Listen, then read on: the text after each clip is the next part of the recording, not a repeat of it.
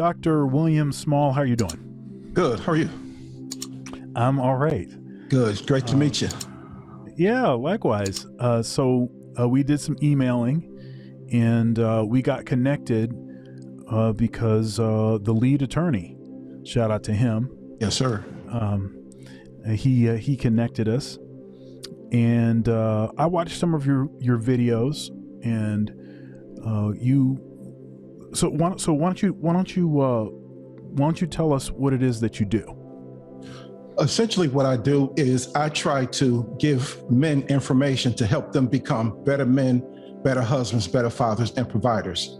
And what I try to do is provide a lot of information in terms of, because you cannot separate faith, family, and finances. Those three go together. You know, if you try to take one off, then you're going to have a problem with the other two. All right. So what I try to do is to give them faith-based information and knowledge, and also, you know, a little bit of wisdom mixed in, to try to give them what they need in order to be able to become better men, better husbands, better fathers, and providers. Okay, because most people don't realize there's a difference between being a male, being an adult male, and being a man. Yep. Okay, because a lot of times a lot of guys don't really have the knowledge that they need in order to be a real man. They get stuck in the adult male growth stage and whatnot, which is really called arrested development. And so a lot of times guys just need that little push of knowledge and information to get them over the hump. So that's essentially what I try to do. Yeah, you know, in our community, the Black community,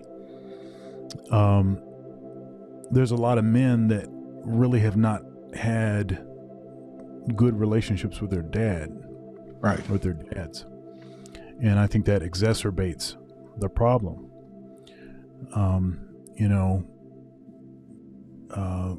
And the other thing is, fatherlessness is a problem worldwide. It is the #1 problem worldwide. It's not just in America, not just in the Black community. It's a problem worldwide. It is a problem worldwide. In America, in our community, it's worse than any other community. Yeah, it's exacerbated. And yes, it's worse. And it seems that anything that the government does, any of their policies, they disproportionately impact us. Absolutely. It's always that. Absolutely.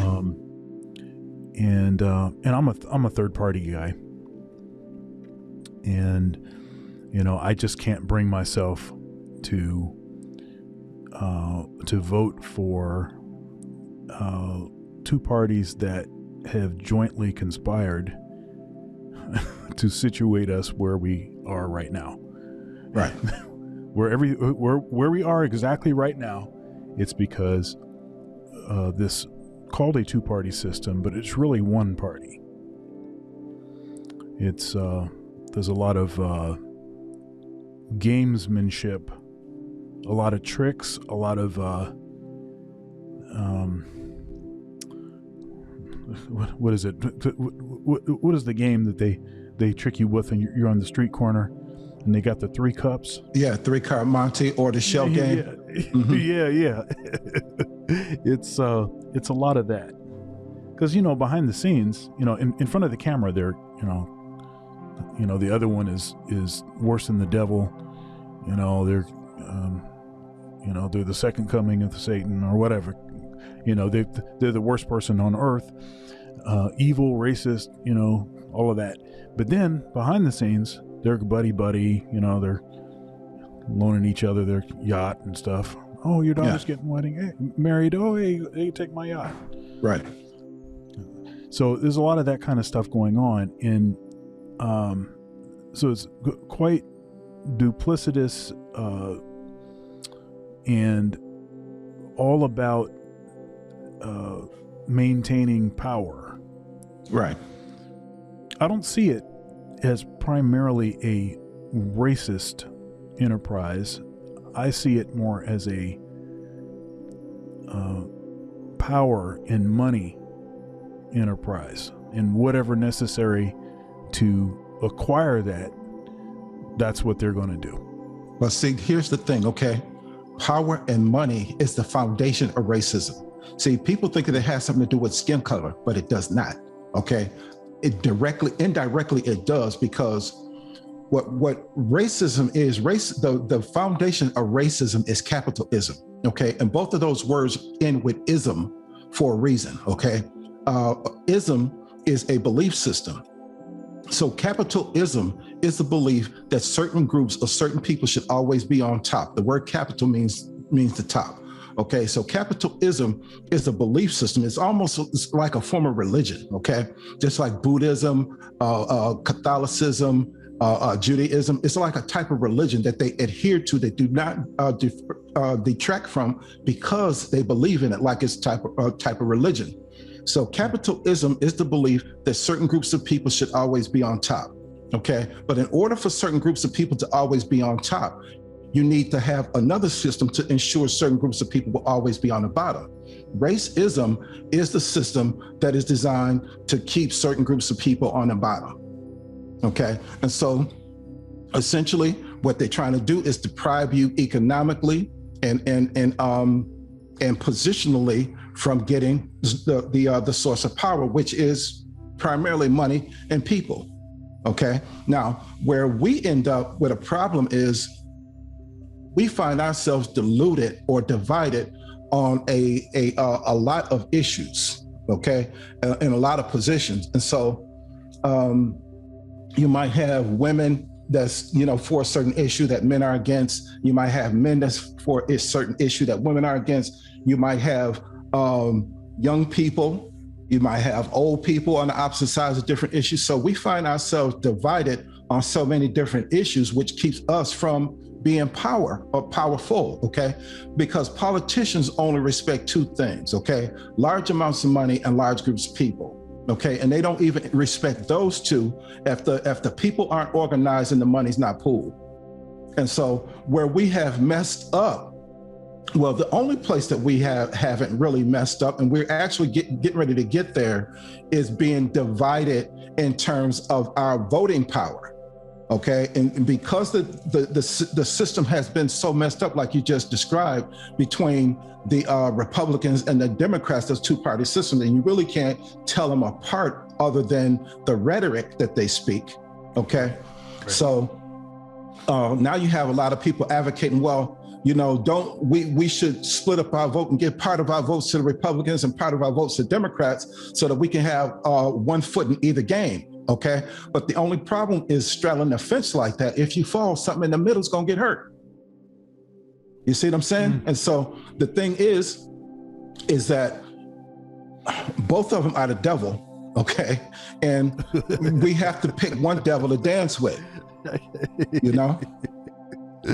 All right. So this is okay. So this is interesting. You said a couple of things. I want to digress a little bit. You're talking about capitalism. Mm-hmm. So if capitalism is not the way, if that is what is causing or facilitating racism, what is the system that we should have in place? The system that we should have in place as a people. Yeah. First of all, it starts with the individual, okay? Every man has to secure his own kingdom, okay? So, and a kingdom has to be financed, okay? A kingdom has to have constituents, it has to have citizens, and there has to be some financial, there has to be money, okay? There has to be a financial system in order to support that kingdom, in order to provide a necessary defense for that kingdom, okay? So the first thing each individual man must do is secure his own bag, Now, we found out from COVID that it's not a secure position to rely on employee compensation, to rely on a paycheck to feed your family, because that could go away. And we're seeing the systems being put in place now where companies need to use less and less people. So each individual man has to find. Thank you so much for watching my video so far. If you'd like to support, there are several ways to do so below. Also, likes are free. Please comment, share, and subscribe. Now back to the video. Individual man has to find a way to provide for his individual family, independent of an employer.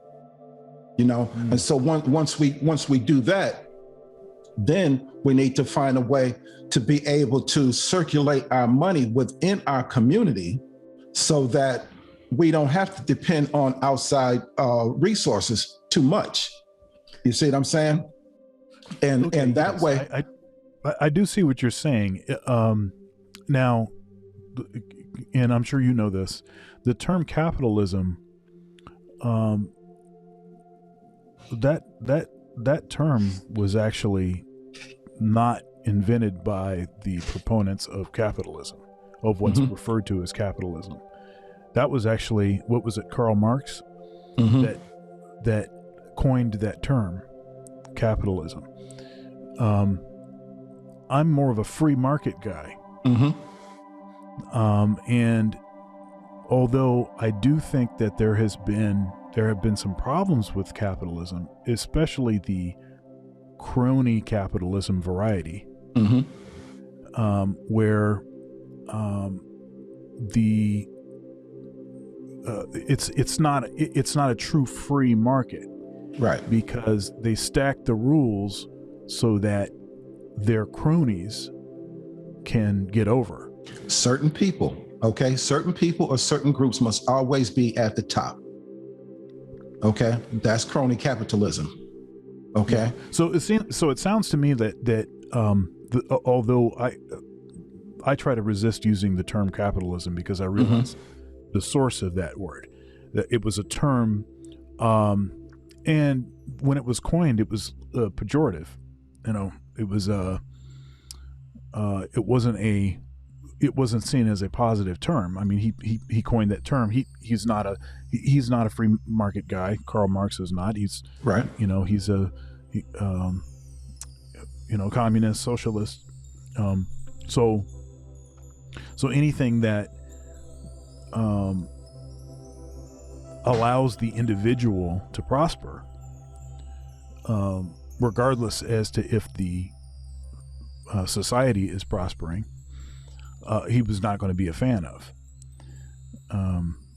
Obviously, we can look at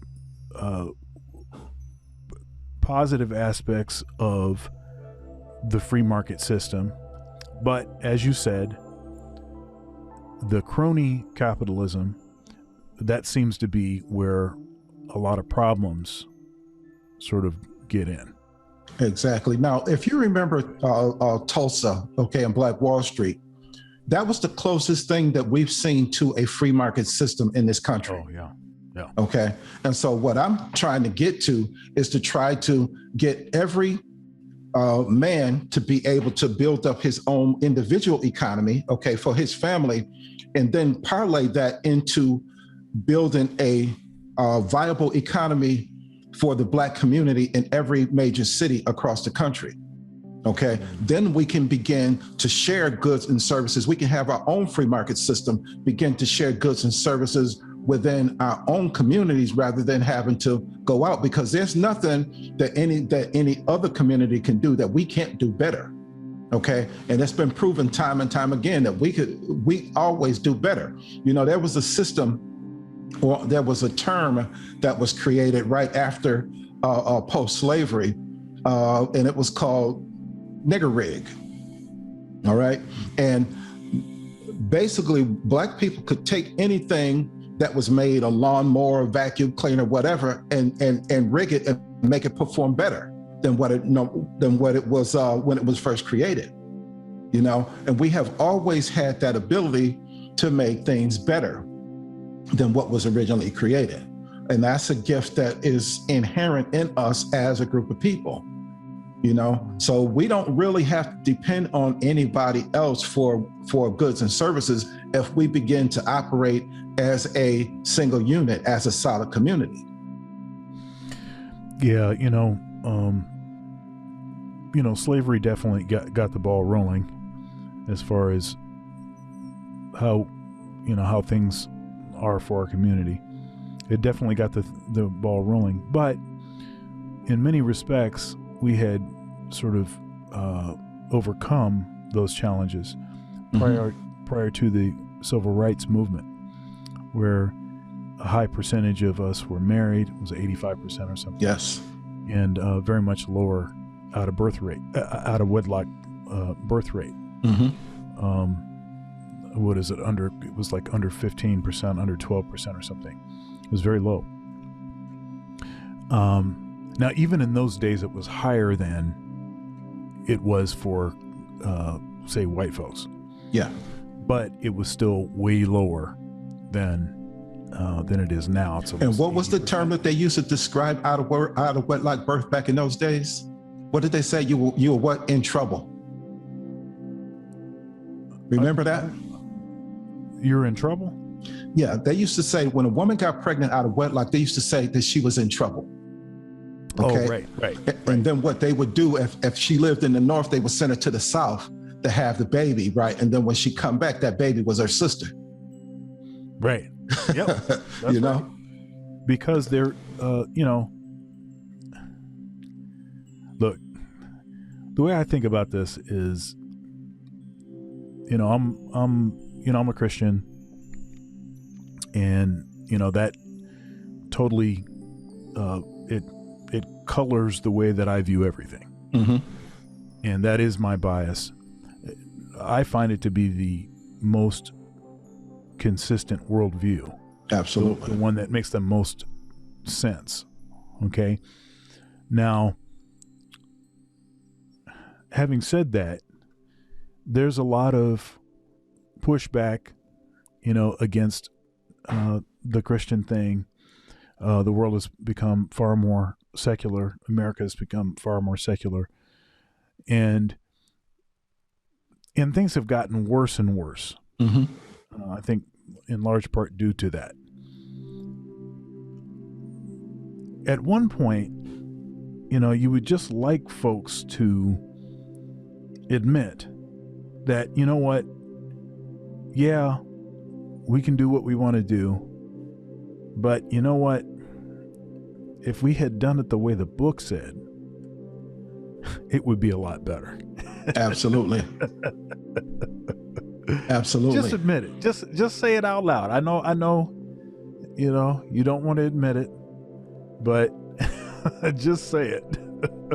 I mean, if you look at what's going on right now, okay, within the Republican Party, there is a war going on within that party, okay, because you got a certain amount of people within that party that just don't want to follow any rules whatsoever. They don't want anybody to tell them to do. They're like recalcitrant 5-year-olds, okay? They want freedom above all. It doesn't matter if 600,000 people had to die or whatever. We're not going to do what you tell us to do. If you mandate a mask, we're going to shoot things and, all of this kind of stuff, and it's getting to the point where nobody is going to want to follow any kind of order, any kind of rules and whatnot, and the thing about Christianity is it sets up an established order. Okay, there is established rules that you have to follow in order to be able to prosper in life as a human being, because it's just an illusion that we are human beings. Okay, we are actually spiritual beings having a human experience. If our spirit was to leave our body right now, we just be reduced to a bag of meat and bones, because it's the spirit that is animating our body. And so in order to effectively navigate this life, having this human experience, it has to be built on a spiritual foundation. Okay, and that spiritual foundation has rules, it has orders, it has a structure in order to be able to function properly. Just like a toaster. Okay, if you misuse a toaster, okay, it could hurt you. It could blow up, set your house on fire. But if you follow the rules and use that toaster properly, you're going to get a benefit from that appliance. And people don't understand, if you follow the rules of Christianity properly, you're going to get a benefit that is going to prosper or effectuate the way that you want to actually live your life. Yes. But before, but as I was saying, I mean, we had pretty much overcome most of the challenges in our community that were caused by slavery. Mm-hmm. And then the civil rights movement. And yeah, there were some positive things about that movement. But the forced integration component, that's the part where you take communities that had established their own way of doing things, black folks trusting each other, having to go to each other, support each other, having to go to each other to buy food, to acquire services and whatnot. So now we have been dispersed all around. Mm-hmm.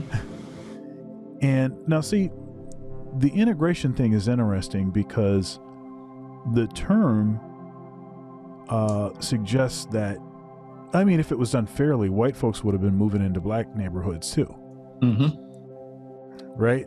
Which they are now. That's called gentrification, but go ahead. Right. But that's not what they did, right? What did they do? They made us go somewhere else. Yeah. And so then that basically reduces our strength in the community. So then we kind of stop trusting each other. If we're really going to get something done right, you got to find the white. White is right. You got to find the white version. All of that stuff began there. And then, of course, the state incentivizing women to have kids without the father involved, so that they can, get a check.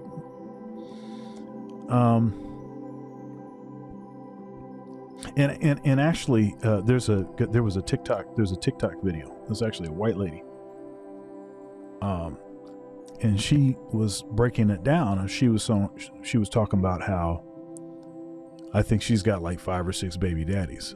And she's like, well, why would you have a bunch of kids by the same baby daddy? He says, you can't make as much money that way. That's right. So if you have multiple baby daddies, you get a higher percentage. That's right. Check. So it incentivizes not just to have kids out of wedlock, but to have multiple baby daddies. I know this woman that has 5 kids, okay? All of her kids are by either firefighters or police officers, okay? And in this city, firefighters and police officers are some of the highest paid people in that city, okay? They get paid upwards to the top 10% of wage earners in the country, okay? So these guys are making bank. This woman had five babies from 5 different men, police officers and firefighters. And in New York State, where these people live, the child support is 17% of a man's income. Okay, so she's getting 17% of 5 men's income. Okay, and every time they work overtime, she gets 17% of that too. All right, and this lady is driving around in a Range Rover. She have a $500,000 house. She don't work nowhere, and basically she used her body as an ATM machine.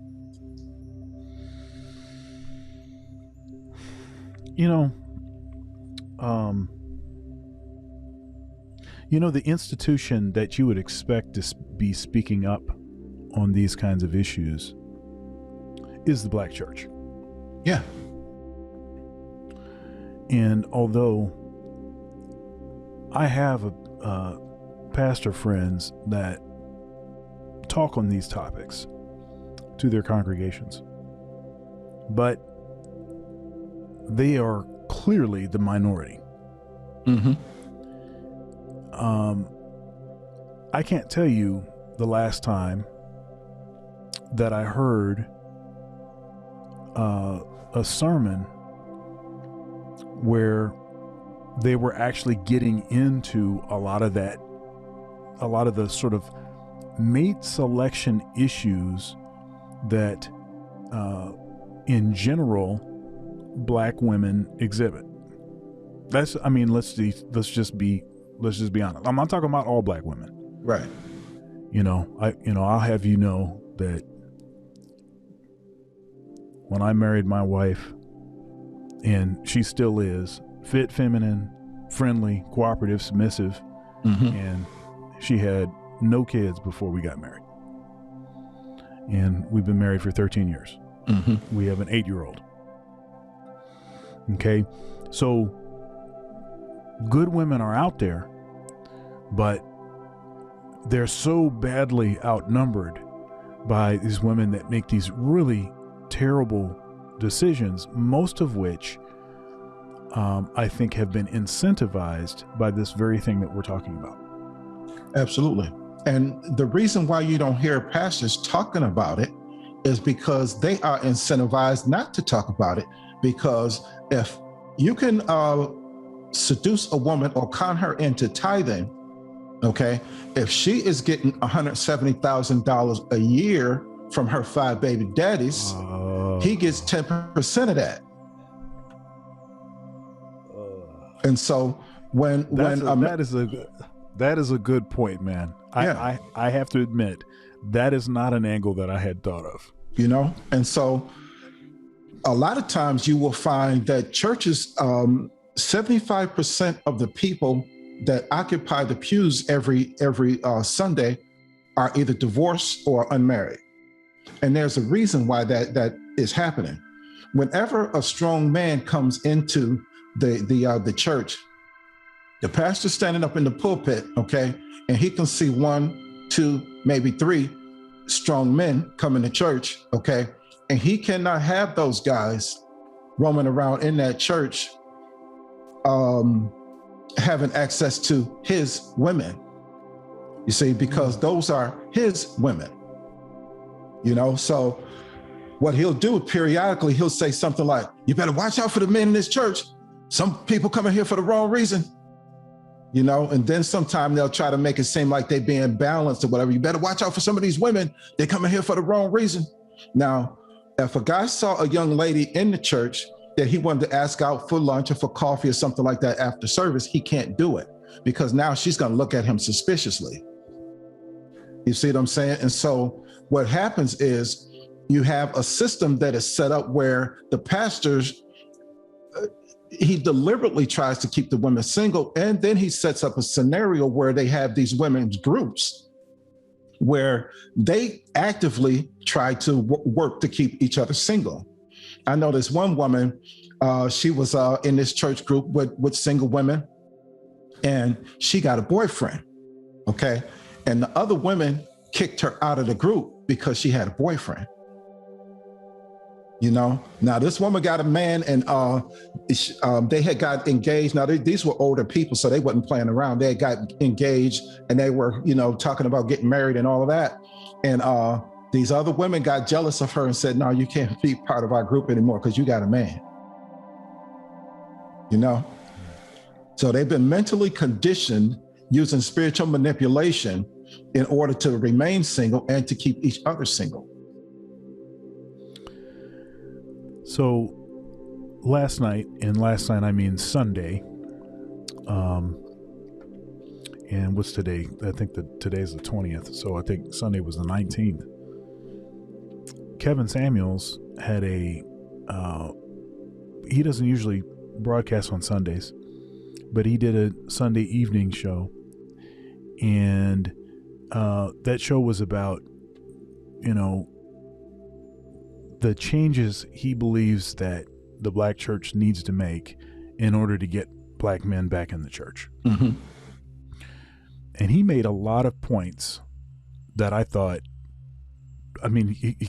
his point, I actually can't, I don't have a criticism of the points that he made. One of the point that he made in particular is that the pastors have to begin to share power. Right. They have to start sharing power with the other men that are in the church. That's one thing that has to happen. Another thing is that the church needs to start financing you know, at a comparable level, maybe not exact, but they need to finance well, not just music, not just the pastor's salary, not just those kinds of things, not just the women's ministry, but they need to start financing men's ministry and, in particular, singles ministry. Yes. And because so here's one of the issues, and they have to start, and the pastor has to start preaching from the book all of the inconvenient stuff that it says in there. They need to start preaching the whole thing. And the thing is that I think people know now that dating doesn't work. Dating is an utter failure. It does not work. All it does is rack up your body count. That's all it does. And then by the time you meet somebody that's worth something, you have so destroyed yourself that you don't have much good left. You don't trust people. You can't trust people. You can't work together. You have all of these skeletons in your closet by which to compare. And it was never the meaning of this thing. You know, the monogamy. Okay, so, you know, I watch CGA frequently. He's a funny dude. What is that? I met him at CGA, Coach Greg Adams. Okay. And CGA, I met him actually at the CME, the Conference of Masculine Excellence. It was Donovan Sharp's conference. And I've been to a lot of men's events, you know, Christian events, you know, church events. I'm just gonna state facts. That was the best men's conference I've ever been to, by far. And it's a shame. It's a shame that kind of event couldn't take place in a church, because much of what was said by the presenters were Christian principles. Yeah. It was just good information. And it's like, how come churches are not doing this? Because it's not in their economic best interest. Okay. It's not in their economic best interest. When you think about it, pastors make more money, okay, when there's more ewes than rams. Okay. And so whenever the rams show up in the church, they have to do two things. Because when you look at a regular sheep herd, okay, it's comprised predominantly of ewes and lambs. All right. And when you look at the church, what is it comprised of? Predominantly ewes and lambs. All right. And so when you look at the sheep herd, the shepherd does not need very many rams in order to keep that sheepfold growing. All right. So what he usually does is, when a ram is born, what he usually does is either castrate a few of them and then kill the rest, because he castrate them in order to use them to help defend the herd against predators. Okay. And so now they can't actually partake in, you know, the use of the females and whatnot, because they've been castrated. Now, you know, they're aggressive and they hyper and whatnot, and a wolf come, hey, they all out. Okay. But the point is that there's only one intact ram that is authorized to operate in the church. Okay. The rest of them are used. They're eunuchs. Okay. They've been castrated. In order to be able to sit under, okay, the pastor, you have to emasculate yourself in order to be able to follow this man. Okay, you cannot be a man in that situation, because if you need to do, or you want to do anything in that church, you got to get permission from daddy. You see what I'm saying? And so the thing is that when you go into those spaces as a man, you can't be a man. You get either reduced to a boy or half a female. All right. And if you look at A lot of the guys that's in church, you know, a lot of them are kind of half a female because they're trying to get the attention of the pastor, just like the women are. You know, they want to get noticed. They want to get their name mentioned and all of this kind of stuff, you know. And this is where this little spiritual son thing came from, you know. In order to be the spiritual son of a pastor, you have to be his disciple, which means essentially you have to do everything that he tells you to do, which means opening up your wallet whenever he asks you to. You know, and this is the reason why you find a lot of associate or assistant pastors in the church, okay, who have on their little black robe with the white collar and all, you know, black suit with the white collar and all of that kind of stuff, but they ain't gonna get to preach no time soon, you know. But it keeps them on the side, giving them the false hope that one day, you know, they're gonna get to preach or whatever. But in the meantime, he uses them to do different work in the church and pay loyalty fees, you know, to him and his family. So when he has a birthday, they expect to open up their wallet. When the first lady has a birthday, they expect to open up their wallet, you know, all of this kind of stuff. So, you know, it's not a good place for men as it is right now. Yeah, it's too bad that things have gotten that sort of out of balance. Now I'm Orthodox, and that's a different paradigm.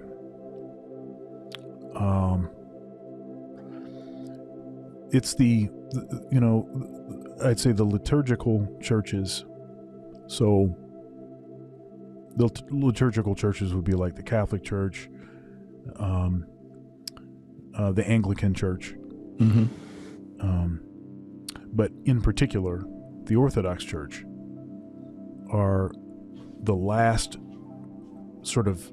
they're the last churches, and I'm specifically talking about the Orthodox Church, the last church that has maintained specific roles for both men and women,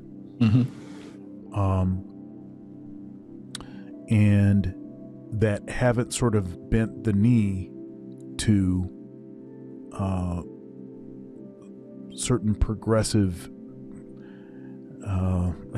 movements. And,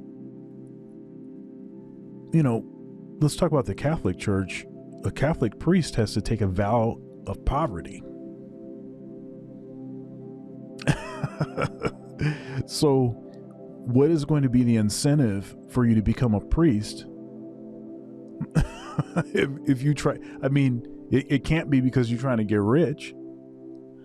It got to be for some other reason. Now, you can criticize aspects of the Catholic Church. That's fine. And I get that. My point here is that there are other ways to do this, and there are some good, long-lasting models for how we can structure things to protect our churches from some of this kind of stuff.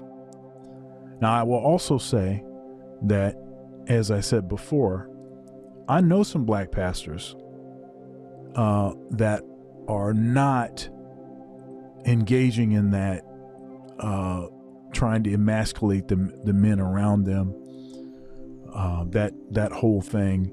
And I know some men that are really involved in building men up, and see their primary purpose is ministering to men.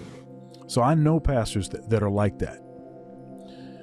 I know they exist, you know, and I know folks like Geno Jennings who will tell you the truth and dare you to do something about it. Right. So there are folks out here that are like that. It's just they're not getting the press. Right. Now, let me tell you this, okay? My PhD is in biblical studies, okay? I have been around the world. I've circled the globe twice, all right? In every place that I've been, I've gotten involved in the community. I've gotten involved in the churches. And generally what happens is people recognize that I have the ability to teach, that I know the Bible backwards and forward. All right. And essentially what generally happens is I get elected or selected by pastors to, teach the men. Okay. So I have written a lot of sermons for a lot of pastors and whatnot, on subjects, related to men, relationships, marriage, family, and all of that. The majority of my friends are actually pastors. All right. So what you're saying is that it's true. There are a lot of good guys out here, that don't try to, quote unquote, fleece the flock or try to manipulate the situation. But basically, their congregations are small. Yeah. That's. Yeah. Now this is, something I've thought about this often. Mega churches, that is not the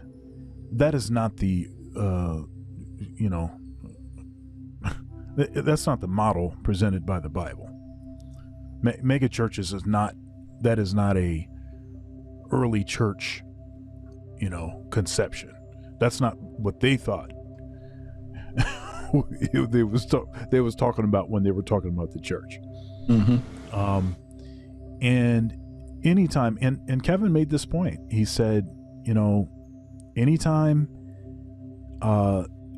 these churches, once they grow beyond the place where fellowship becomes difficult, it's too big. I mean, if the pastor can't actually have a real relationship with their congregants, it's too big, and then what ends up happening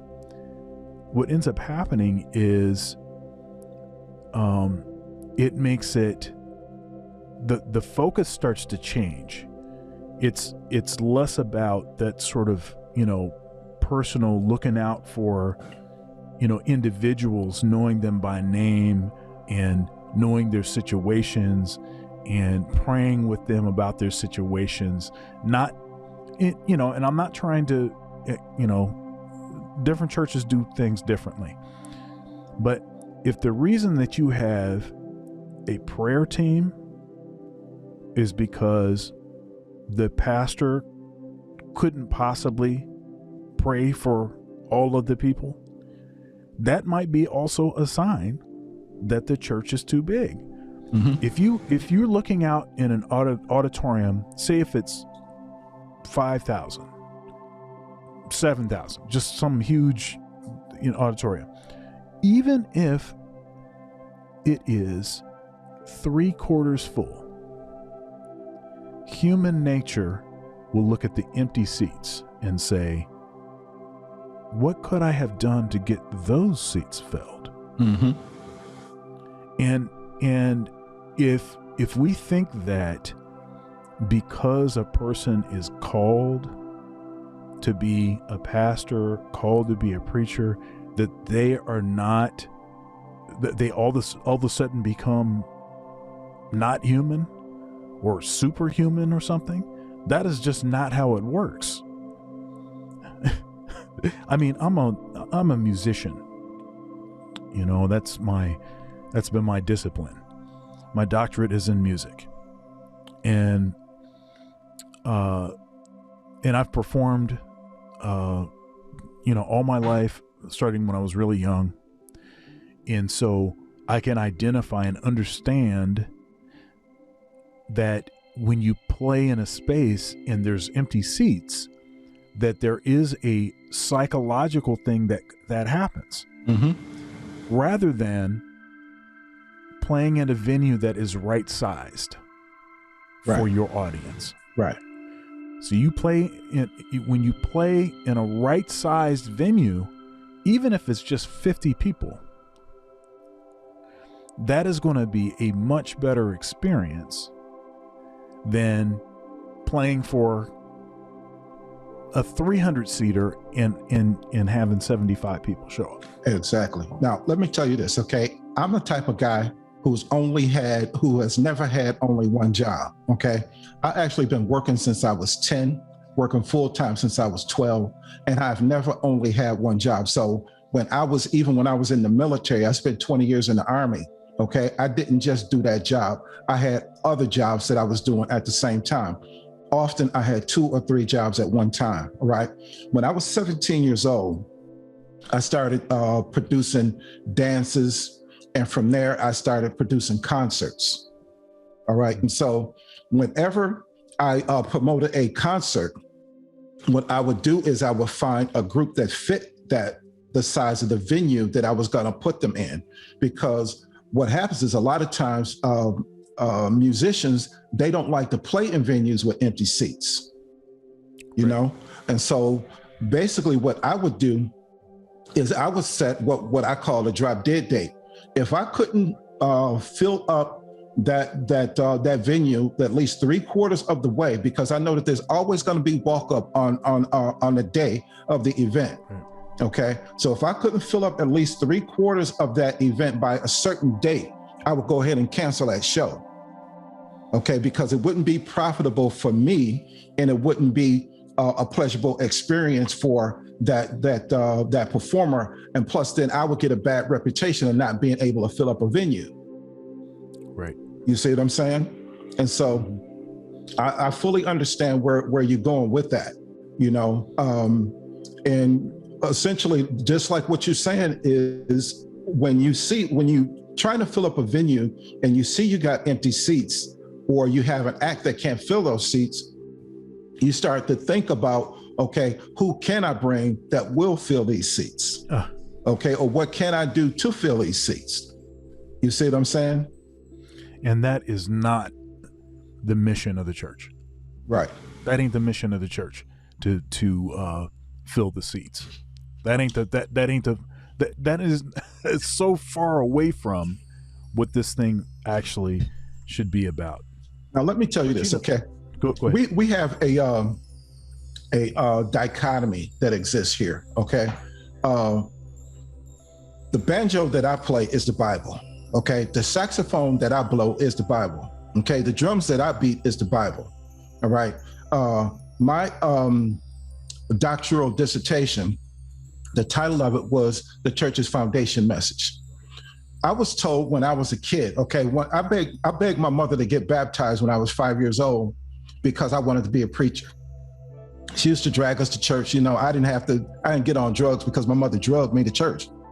All right. So, I would sit there and watch the preacher perform and whatnot. And I got to the place where I could almost memorize the sermon, you know? And so what I would do is after the sermon, I would re-perform what the pastor did for my mother and her friends. And they were like, yeah, you know, look at my baby, he gonna be a preacher, all of this kind of stuff, okay? And so I have begged her to get baptized because I wanted to be a preacher, because in my little mind, I thought that you had to be baptized in order to be a preacher. All right, so I've been going to church all my life, okay? I've been studying the Bible all my life. Even as a boy, I like to read the Bible because I was all boy, I was all natural, okay? And I like the little stories of war, David, and all of that kind of stuff that was in the Bible, and that stuff was intriguing to me. And so as I got older, I began to not only read the Bible, but then to study it. And once I began to study the Bible, I began to see the Bible in a whole different light than the average person. When I was a kid, I was told that there was this scarlet thread that ran through the Bible, and nobody could ever tell you what this scarlet thread was, okay? But what I did is I discovered what that scarlet thread is, okay? And that scarlet thread is the blood of Jesus. It runs from Genesis all the way through Revelation, okay? And the one message, the one critical message throughout the whole Bible that resonates throughout the whole Bible is that one message that Jesus preached everywhere he went. Now, Jesus taught a lot of things, but he only preached one thing, and that was repent, for the kingdom of God is at hand, okay? And that message resonates throughout the Bible. Now, when you look at what Jesus taught, okay, he did not teach church formation. You won't find any words of Jesus that is exhorting people, even no words of Paul that exhorts people to set up an institution like we call church today, with all of these different buildings and all of this kind of stuff. And even when his disciples tried to point out the glory of the various buildings that the Jews had set up, Jesus told them, listen, there's not going to be one stone left standing on any of those buildings. Okay. So essentially he was telling them, don't try to duplicate what you see there. All right. And then when they were, jockeying for leadership and stuff like that, he said, listen, don't do that. He said, people who want to abuse people, they try to get into positions of authority where they can rule over people and whatnot. I don't want you to do that. All right. And so you won't see Jesus or even God advocating that we set up a system of churches like we have now.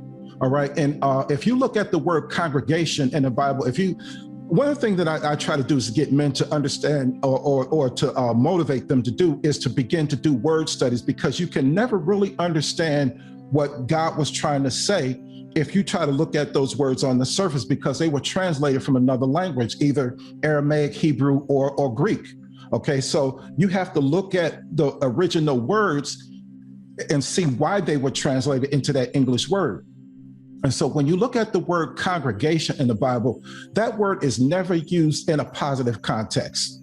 In Proverbs 5:14, God said, I was almost in the midst of evil in the congregation. Okay. And when you look at the word congregate, all right, in most cities, there is a law against people just congregating without license. You can't have a parade without license and all of that kind of stuff. Okay. In some places, it's codified as loitering. Okay. Congregating or loitering is a group of people sitting around or standing around, ain't doing nothing. And so when you look at a lot of congregations, it's a group of people who come together every Sunday in a place, okay? And they really ain't gonna do nothing. When they leave there, they're gonna go back to their little private homes, their little private spaces and all that. And at the end of the day, they're really not gonna do anything. They get pacified or feel placated because they went and had listened to this religious service thinking that's gonna give them a check mark on God's credit card or whatever, or God's scorecard, but at the end of the day, they're really not going to do anything. So what we have to do, or what I try to do, is I try to activate the Bible in people's lives so that they can begin to see, number one, that the Bible is a book of wisdom. The Bible is a guide for our lives, and anything that we need to do or want to do, or any trouble that we can get ourselves into, the answer is right there in that book. Well said. So you talk about family, relationships, and one thing that I notice about aspects of the manosphere, of course, it's not a monolithic space. There's all kinds of different things that are happening in that space, and it's not a Christian space, right? So expecting people to behave as though they are Christian is not they're exempt because that's not a standard that they espouse, right? But many of them do, actually. There's folks like the Roommates, and Kevin Samuels.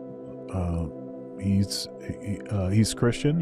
He claims to be Christian. He said he was baptized at 5, and he's actually led a few different singles ministries at some big churches and things. He even said on Sunday that at one point he felt that he might be called to ministry, and he was happy to discover that he was not later on, because that's a hard pill. It's a hard pill. Let me just interject this real quick, okay? Sure. Nobody should ever follow a pastor who says that he was called to ministry, that he was called to be a pastor, okay? So now the test is, yeah, you might have been called, okay? And they can tell you this story, this all flowery story, almost make you want to cry, telling you the story about the day that they was called, okay? But what does Hebrews 10 say? How shall they preach unless they be sent? Okay. Now you told me about the day you was called, but tell me now about the day you was sent. And they started sounding like Ralph Cramden. I'm gonna. Okay.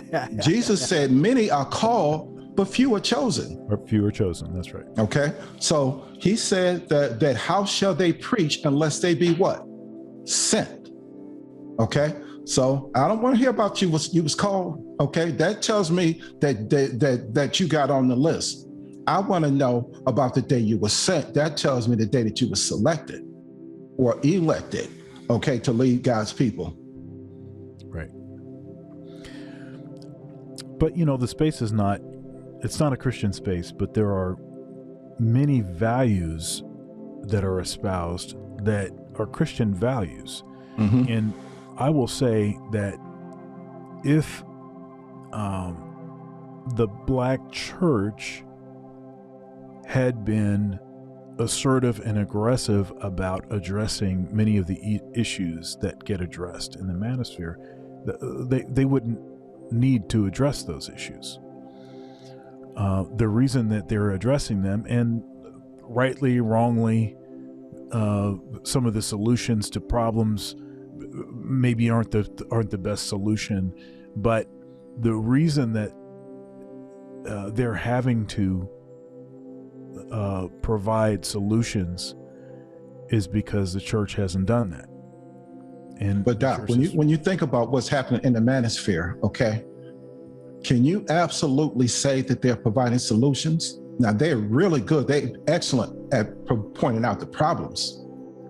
Okay, you got a lot of the red pill content where women ain't this and women ain't that, and you got the talk about women being hypergamous and all of this kind of stuff. Okay, but nobody is really talking about providing an adequate solution that is going to solve the problem. See, a lot of these guys, they're running a business. All right, and in order to have a viable business, you need repeat customers. Now, if you solve these guys' problem, okay, they will have no need to sit there and watch hours and hours and hours of your content. You see? So I see. So let me say this. I would agree that there are all kinds in the space, and there are some that it's just a business. Mm-hmm. And they're just, they're providing a service and you need return customers. So I see that. But then there are a lot of content creators that's not what they're doing. And they are actually providing solutions. There's a level up community that focuses on stuff like saving your money, mm-hmm. investing, making better choices as far as mate selection, advancing in your career, getting your body right, getting in shape, mm-hmm. So all of that kind of stuff is there. And also I think the space initially existed because men had been sort of expelled from other aspects of society with respect to what they were allowed to talk about. Mm-hmm. It used to be for Black men, it used to be that there were a couple places where you always could go and you could talk candidly, frankly, and you didn't have to worry about getting canceled. You didn't have to worry about people, taking it the wrong way and stuff like that. It was the barbershop and it was the church. Yep. But those are not really viable locations anymore. The barbershop tends to be connected to the beauty salon now. Mm-hmm. And the church has made its choice as far as what kinds of messaging it's going to promote and which kind of messaging it's not going to promote. And I think that is been severely at the detriment of the men. And so the men say, hey, well, this ain't for us. So they go somewhere else. And what are they supposed to do? So I would say that initially the space arose because it was fulfilling a need, and that was a need to be able to voice issues, to be able to have conversations with folks that had similar experiences. I know that when I was, I have a playlist on my, and it's a series of videos on my YouTube channel called Blue Pill Testimonials. And there's 10 videos in there, although only one of them you can see. The other 9 you have to be a member of the channel to see. And it's basically where I'm just expressing many mistakes that I've made, and my challenges have been primarily with women. Yeah, that's just a fact. I mean, money and women are the things that will hem guys up. And I remember when I was going through a lot of that stuff, I had the distinct feeling as though I was the only one that was having that kind of experience. And it's alienating, isolating, and then also, the tendency to sort of repeat mistakes. If when you try to talk to other folks, they gaslight you as if what it is that you're saying, isn't real, or you just are the only one that are having that kind of experience, knowing good and well they had the same kind of experiences. They just won't tell you. Won't admit it. Right. So I think that the space aspects of it serve that purpose. But just like anything, I agree.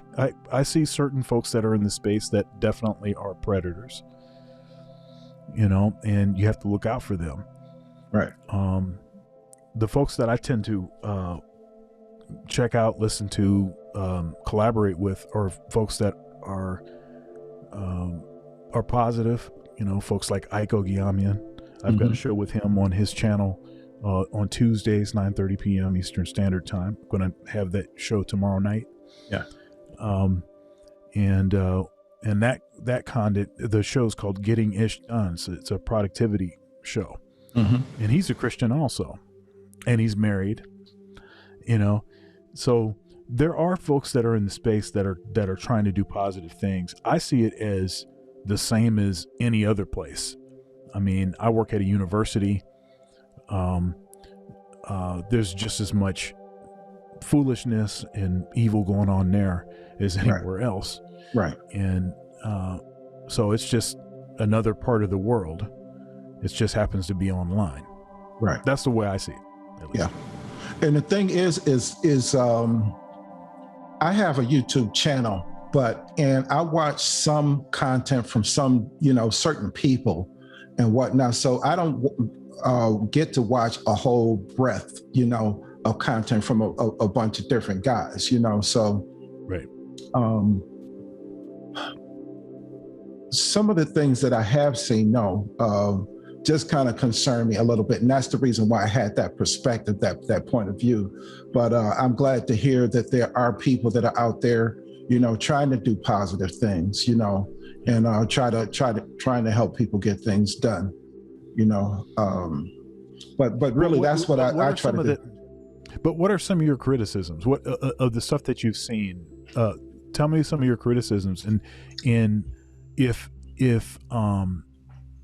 you don't believe that a solution is being provided, what solution would you provide? Okay. The main criticism that I have is from the channels that I have watched in the Manosphere. A lot of the red pill stuff, to me, that is counterproductive.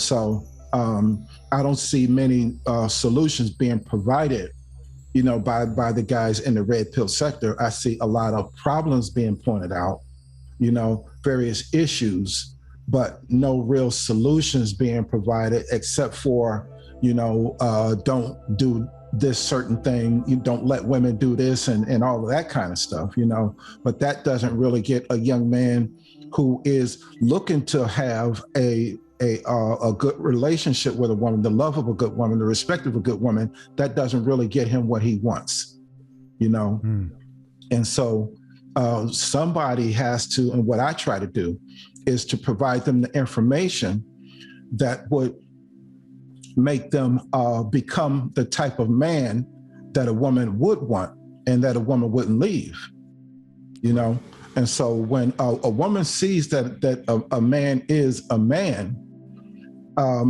they tend not to leave that guy. They tend not to what the guys call in the red pill sector. They tend not to shit test the guy, because they know that they're dealing with a real man, and they will try to do everything that they can to hold on to that guy because they know that he is, the example of a real man. So somebody have to teach these guys who like to view the content in the red pill sector what they need to do in order to be able to resolve those problems that they have with women, rather than continue to regurgitate the problems over and over. All right, I got a call from a woman tonight right before I clicked on, where a friend of hers son was experiencing depression because his girlfriend had left him, and his mother, I've been there, was afraid that he might do something to himself, but she had traveled to another city on business or whatever, and the boy was home with his father, but she was trying to figure out whether she should rush home and try to, do whatever she can to keep him from what she suspected he might do. And my answer was, why don't you have faith in your husband? Okay, he's 17, a boy needs his father, so why don't you why is it you think that you have to rush to try to do something when his father is right there with him, Right. And so a lot of times we have these issues that occur in our family, and when you don't know what to do, every situation becomes an emergency, and so I've seen a lot of guys encounter situations like in Houston, for example. Hurricanes hit that city just about every year. All right. And they'll have flooding because it's only 50 feet above sea level. And you will see reports every year of men being in shelters with their families saying that they don't have the money to do this or to do that or whatever. And I'm saying, this is a city that is 50 feet above sea level. You have these occurrences every year, just about. Why are you not prepared to handle this situation? Why is this situation an emergency? Why are you not prepared for this already? Yeah. And so that's where, a community of men need to come together and say, hey, we got to get ready for this stuff. You kind of missing out, Jim or John, if you're not ready, And a lot of times, like you said, we used to have these conversations in the barbershop, but now what's happening is you got so many single women with sons, they want to bring their son to the barbershop, okay? And they want to sit around and wait while the boy gets his hair cut, and now men can't talk the way they normally talk because this woman is in the room. If I owned a barbershop, the rule would be you drop off your son and we take care of your son. And when he's ready, I'll text you or call you, you come pick him up, okay? Because in the beauty shop, you don't see men sitting around waiting for their daughters to get their hair done. And women can talk all of the talk they want to talk about men, that they want to talk because that is their private space. Men can't have that now. Yeah, see, this is, yeah. But what you're saying right now is a primary reason for the manosphere, the black manosphere, the red pill spaces, the MGTOW spaces, the black pill spaces, all of that stuff. So I think maybe understanding some terms would be helpful, because when you say red pill, all of that stuff that I just said is considered red pill. It's just that analogy from the Matrix movie. It's just about acknowledging reality. The red pill is where you acknowledge what reality is, and you go down the rabbit hole and see where it goes. Yeah. And the blue pill is you just, you remain deluded. And so all of that stuff is part of those is part of all of those spaces. I think in particular, what you are referring to that's distasteful, and I have an issue with it too, because I think that there's a better way to deal with it. It's red pill rage. Yeah. A lot of times what happens is people, they become aware of what's going on, and they get really angry, and they stay angry for a long time. Yes. And they're spouting all kinds of stuff. They're just angry, and they're just they're hurt. Yeah. It's like, say you go through, a lot of guys will say, they got their sort of red pill awakening via divorce and child custody battles. CGA, he talks about how when he got divorced, he's living out of his car, and spouse is fighting him custody, for his kids and stuff, and all this kind of stuff. You go from, you're spending all of your time building your home, your house. All your resources are going to your house. All your resources are going to your family. And then you wake up one day and surprise, you're being served. And then you discover really how sort of slanted things can become. Yeah. And can be. So there's a lot of guys that are stuck in that. Now, in my mind, the way out of that is, I think it's the church, but not the way, not aspects of the church that we have criticized, but it's the central figure that the church promotes, and that's Jesus. That's what I think.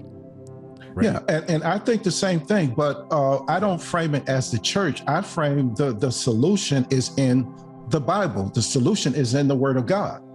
Okay, because now I'm going to ask you about this, because where did the Bible come from? Okay, now. Okay. The Bible looks like it's a book. Okay, it looks like a piece of literary work. All right, but it's not. Okay, those words that you see in the Bible are actually numbers. Each one of those words has a numerical value. Okay, and if you want to get to the truth of those words that are written on the surface, first of all, you have to convert them back into the language where they originally came from, either Hebrew, Greek, or Aramaic. All right. And then you have to understand the numerical value of each word, and then translate them back into their numerical value in order to be able to ascertain the truth, because there were some aspects of the Bible that were changed to fit a certain agenda. Okay. For example, in I think it was, I don't forgot the exact year, but the Catholic Church had the Bible translated into Latin so that the average person couldn't read it. All right. And they figured that, it was unseemly for everybody to be able to read the Bible. So What happens is years later, it was translated back into English around 1600. And when it was translated back into English, there's always a barrier in English in translations. Okay, like Japanese, for example, cannot be translated perfectly into English. The only language that can be translated the most perfect is the Greek language into many different languages around the world.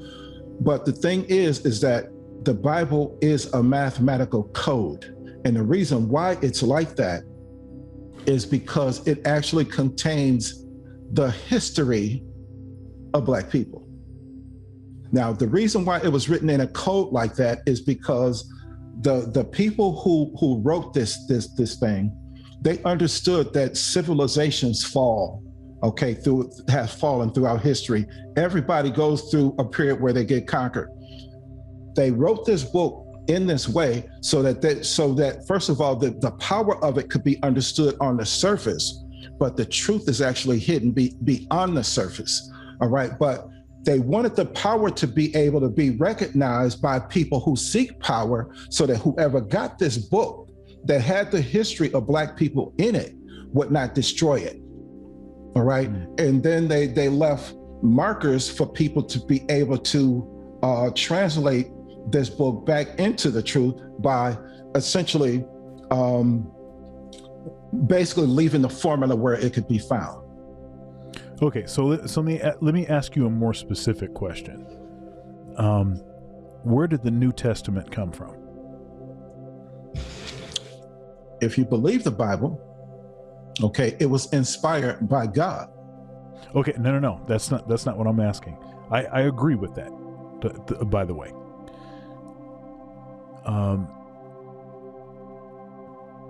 So, in 325 AD, the New Testament canon was ratified. Mm-hmm. And it was ratified by the one Holy Catholic and Apostolic Church. Now, that doesn't mean the Roman Catholic Church. Mm-hmm. It meant the one church, which was the 5 patriarchates of the Eastern Orthodox Church, and the one patriarchate, the Roman Catholic Church. Mm-hmm. They were all one. The one Holy Catholic and Apostolic Church. If you read the Nicene Creed, for instance, which is the statement that undergirds in all forms of Christianity. I mean, Mm-hmm. It lays out what the basic doctrines are. It mentions this one Holy Catholic and Apostolic Church. It's talking about the one church, the church established by the apostles. Mm-hmm. The one, so that was the body that the Bible was ratified. And that's important, and it's very significant because they did not canonize a New Testament until 325 AD because they didn't think it was necessary. They had no desire, no need to do it. They did it because there were circulating erroneous documents that were claiming apostolic authorship. Mm-hmm. The Gnostics. Mm-hmm. Like, right. So they said, okay, we need to ratify something. We need to say this is what our canon is. Mm-hmm. And they used the process of, when in doubt, throw it out. Right. So that's how we get the apocryphas and all of that. No, that's actually that's earlier. Mm-hmm. Because what's referred to as being the apocrypha, and that's not the term used by. So deuterocanonical Right. is another term. Mm-hmm.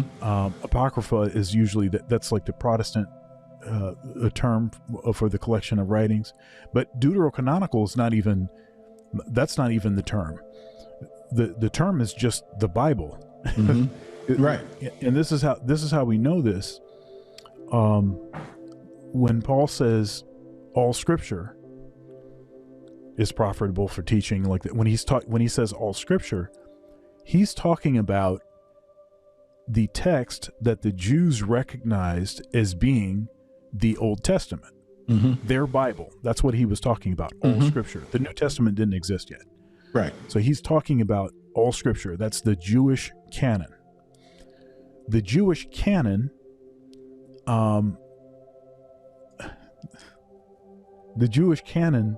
although it was written in Hebrew, King Ptolemy hired 70 translators to translate the Hebrew to Greek. And when he did that, he didn't allow the translators to interact. So they didn't know who each other were, and they didn't interact. And it was seen as a minor miracle or major miracle that there was no disagreement in the translations. So all of the translations agreed. That document is called the Septuagint. Now, what happened after the rise of Christianity, what happened was there was a Council of Jamnia, which was a Jewish council. And in that council, the Jews were trying to create separation between them and the Christian communities. And the Christian communities, since the document was all in Greek, it made it so that a wider array of folks could understand that language. And they said, hey, we need to do something about this. And so they said, and the early Christian liturgy was but a Christianization of the Jewish liturgy. So it was very similar. And so they said, okay, we want some separation. So they said, okay, we're going to go back to the Hebrew. Okay. Now, when they went back to the Hebrew, they threw out the deuterocanonical. They threw those books out. So like Maccabees, Tobit, the Book of Wisdom, all of that stuff, they threw that stuff out. And now part of the reason that we know that this is the case is because there's Jewish communities in Africa that didn't get the correspondence that they were supposed to go back to the Hebrew, and they still use the Septuagint, which has those other books in it. So what I'm saying is Paul knew the document. He was referring to the Septuagint. That was the document that they recognized as being the Old Testament, or that was their canon. It wasn't called Old Testament. That was their canon. And so that's a different issue. The issue I'm presenting is the issue of the New Testament canon of Scripture, because there are other books that are still highly reverenced, but they were not accepted into the canon. One book called the Epistle of Barnabas, for instance. Now, that's highly referenced, a reverenced book, but in the council, there were some people that were like, I'm not totally sure that I want to go with the Epistle of Barnabas or not. So they just said, okay, when in doubt, throw it out. So all I'm saying is the church is, the church had played everything else a very important role in collecting the documents that we call the Bible. And I think that's critical. I think that's a very important thing. It's not just a document that fell intact from the heavens. You know, some folks have this sort of totally mystical view of how the New Testament canon was formulated, and there's almost nothing mystical about it. It's only because they're uninformed. It's only because they're uninformed. Right. Yeah. Right. Okay. Yeah. But do you agree? I mean, absolutely. I'm sure. Okay. All right. Yeah, because like I said, I mean, it took me 17 years, okay, to get my PhD.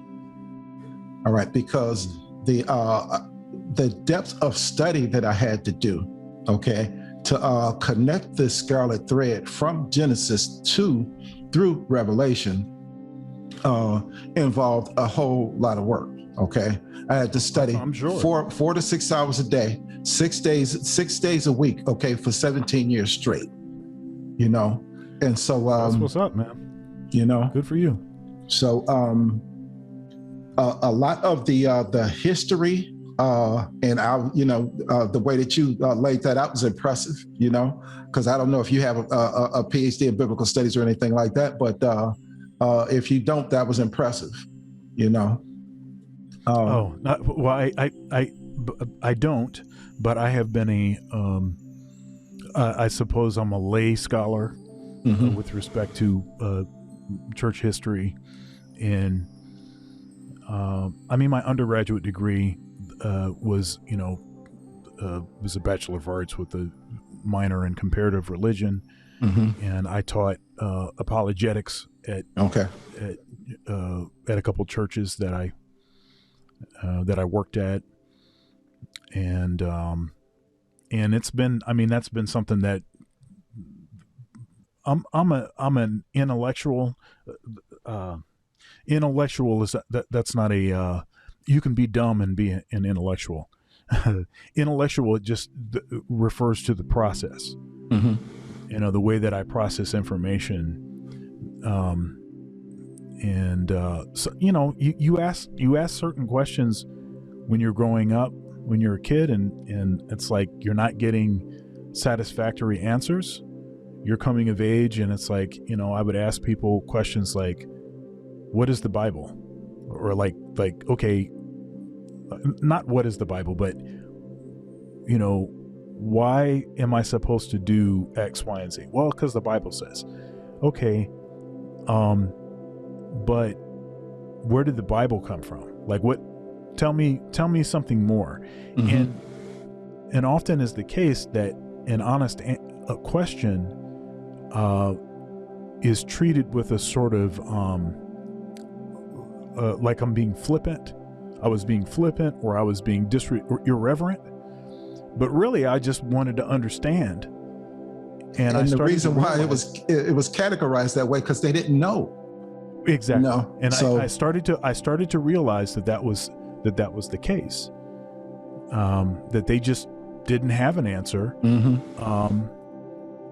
And they didn't want me to be asking questions that exposed that they didn't understand, that they didn't have anything more to tell me. And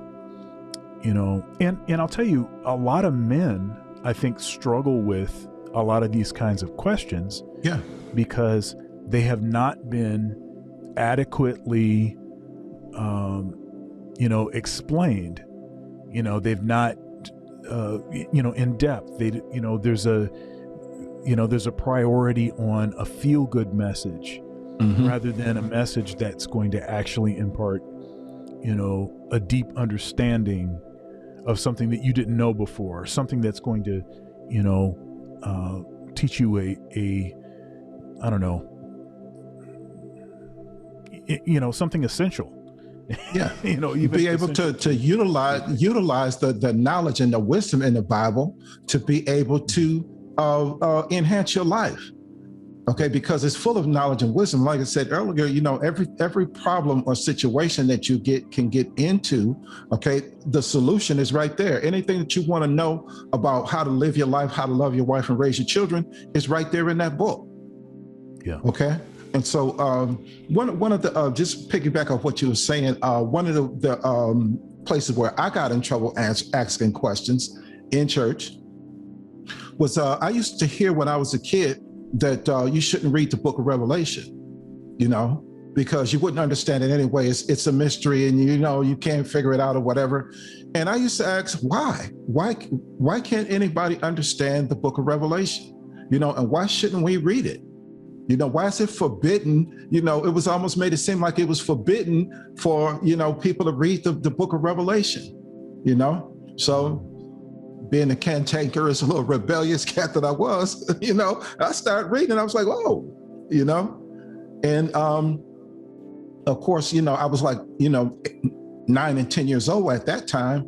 But just reading it, I could see that there was some things that wasn't too hard for me to understand, you know, like when he was talking to the 7 churches of Asia Minor and whatnot. It was like, you know, and that's in the first, you know, 2 or 3 chapters. And it was like, this is not hard to understand at all, you know?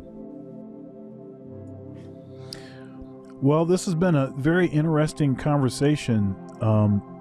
Do you have anything that you'd like to plug?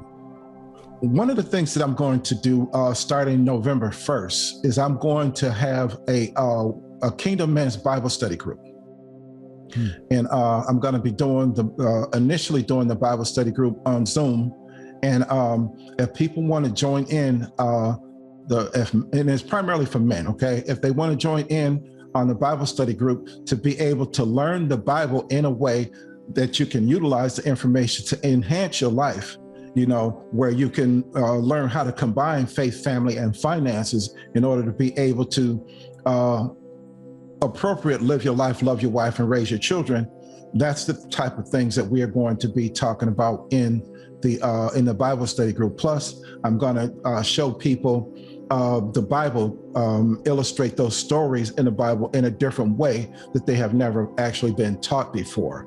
Like the prodigal son, for example, is really not a story about the son, it's a story about the father, you know? And so people call it the prodigal son, but they don't understand that the son became prodigal because his father was prodigal, you know? And we're gonna talk about things like the book of Esther, for example. We're gonna find out the truth about the book of Esther and why it was such a controversy when people, you know, they were going through the process of canonizing this book and deciding whether or not it should be in the Bible, you know? And so we're gonna look at that book and break that down and show you the truth about why there was so much controversy over that. So we're gonna be doing different things like this in the Bible study group. So if anybody wants to join the Bible study group, and it's gonna be based on a men's perspective, okay, they can just email me at Dr. Will at drwillenterprises.com. That's Dr. Will at drwillenterprises.com.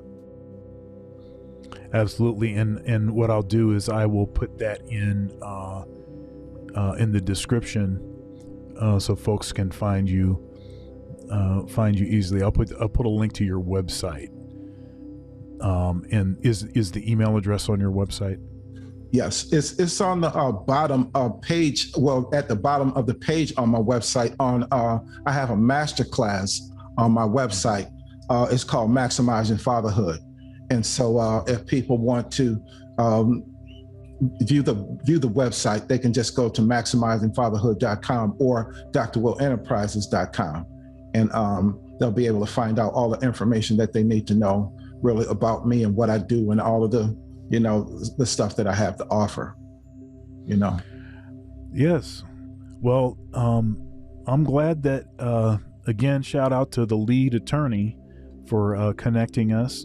And I certainly enjoyed our conversation. I trust that you had a good time. Absolutely. Absolutely. All right. I appreciate you. All right, man. Well, you be well. Okay, you too. All right, man. All right, take it easy.